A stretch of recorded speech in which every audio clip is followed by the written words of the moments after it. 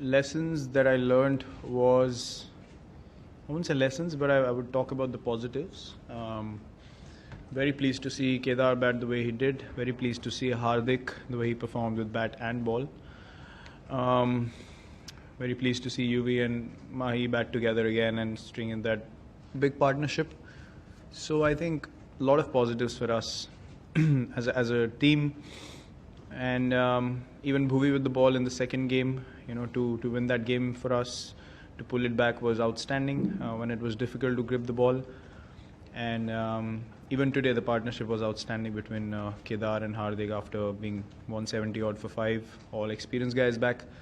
But I think these guys have shown character and stuck it out whenever we've been under pressure. And that for me is the standout from this series as a captain, the way the relatively newer guys have performed and the way MS and UV have come back into their own. Virat, a word on Hardik. MS during his captaincy, towards the end of his captaincy, he's spoken about the need for having a fast bowling all-rounder in the side. A few other guys have been tried, but it's not worked out as well. So, a word on looking at Hardik in that role, and how do you see that? Well, it's really helpful. I mean, if you see all the teams around the world, they have a fast bowling all-rounder which gives them a lot of balance. Allows you to play their extra batsmen, I guess. Allows you to still play 2 spinners, 2 seamers, and then, if the guy's good enough, he does the job for you. I think he bowled really well in the first and the third game. Even today, he picked up 3 wickets and he bowled really good areas. He was one of the few bowlers for us who was hitting the deck hard and getting purchase off it. And with the bat as well, he's got good instinctive play, and now he's getting more smarter and intelligent with more games that he plays.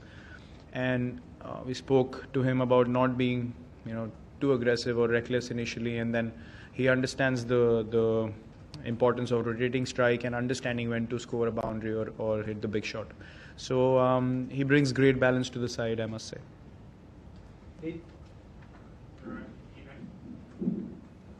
This game can have great highs and great lows.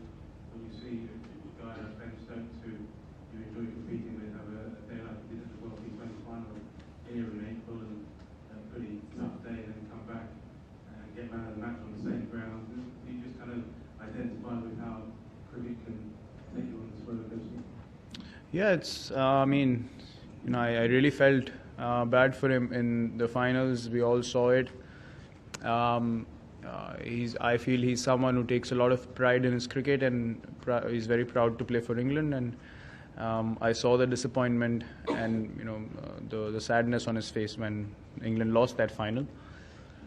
But yeah, he's a guy with great character. He's always fighting to win games for England. We all see that in Test cricket. Even today, he was really motivated to win the game for them. You could tell by his body language. By the way he bowled, the way he batted, and the way he was running in the end as well while he was batting.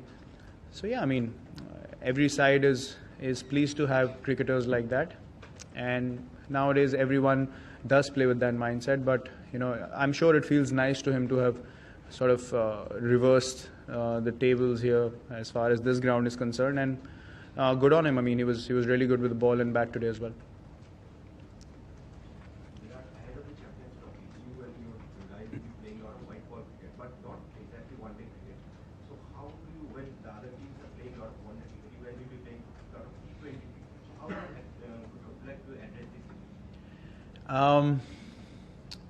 It's not such a bad thing. I think the more T20 cricket we play, we're going to get better at the death bowling.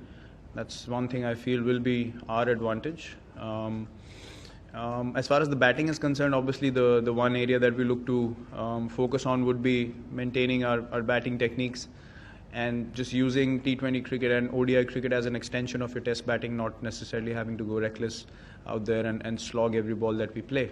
It's very important to understand how to score in those conditions, and you need to have a solid base and solid balance at the crease to be able to score runs in competitive conditions. So I think the focus will be on not wanting to overdo things, but at the same time finding a good balance between good conventional cricket and at the same time knowing how to score runs with that. I think that'll be key for us. Virat, do you think that conditions, especially the weekend, become a little difficult to bat at the end of the match? Well, not really. I mean, I said in the post match as well. If the wicket has grass, the surface is hard.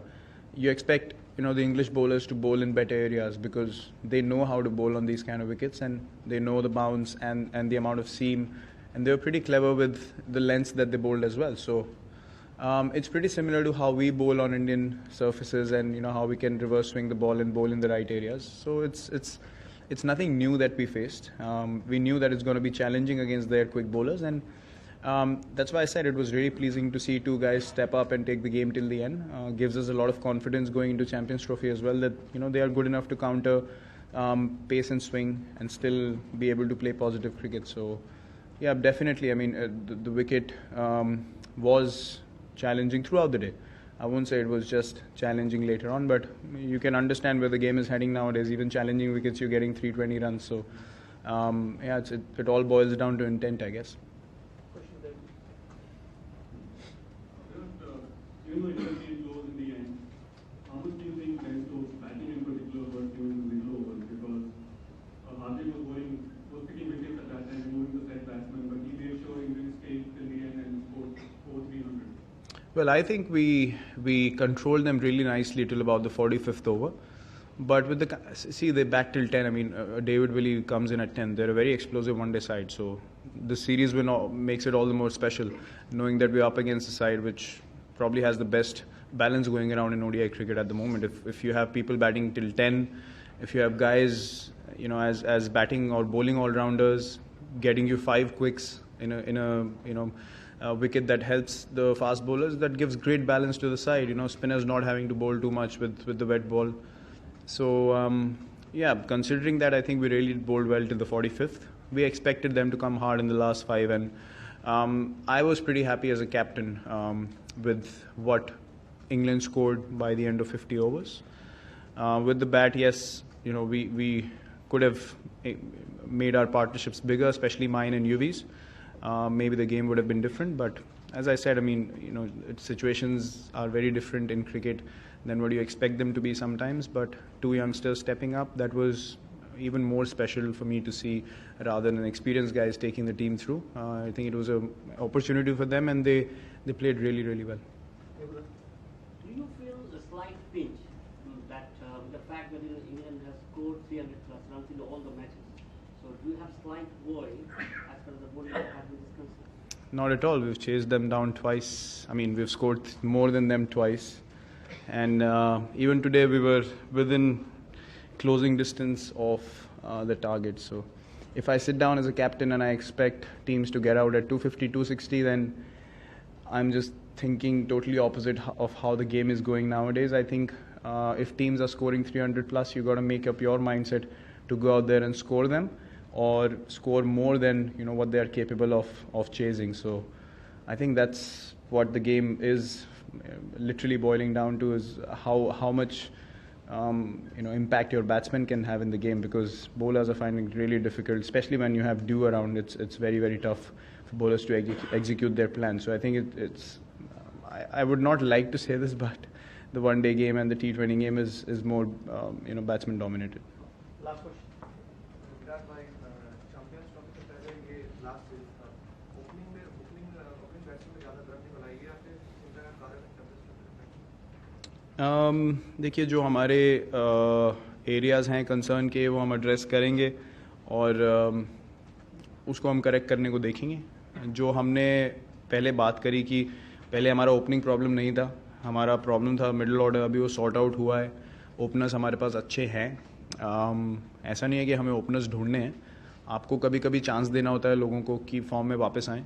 तो players मुश्किल से मिलते हैं ऐसे, मतलब international cricket के लिए ready players don't often find. So I think कि वही होगा कि जो हमारे ओपनर्स हैं उनको बैक करें, उनको कॉन्फिडेंस दें. और 1-2 इनिंग की बात होती है इंटरनेशनल लेवल पे, एक बार वो फ्लो आ जाता है, मे बी चैम्पियंस ट्रॉफी से शुरू हो, क्योंकि वहाँ हमने रोहित शर्मा और शिखर धवन को एज ओपनिंग पेयर रेवलेशन पहली बार देखा था. तो यू नेवर नो, वो भी अगर एक एरिया स्ट्रांग हो जाएगा तो एज आई सेड हम लोग सिर्फ 70-75% पोटेंशियल में खेले अभी तक एज अ बैटिंग यूनिट.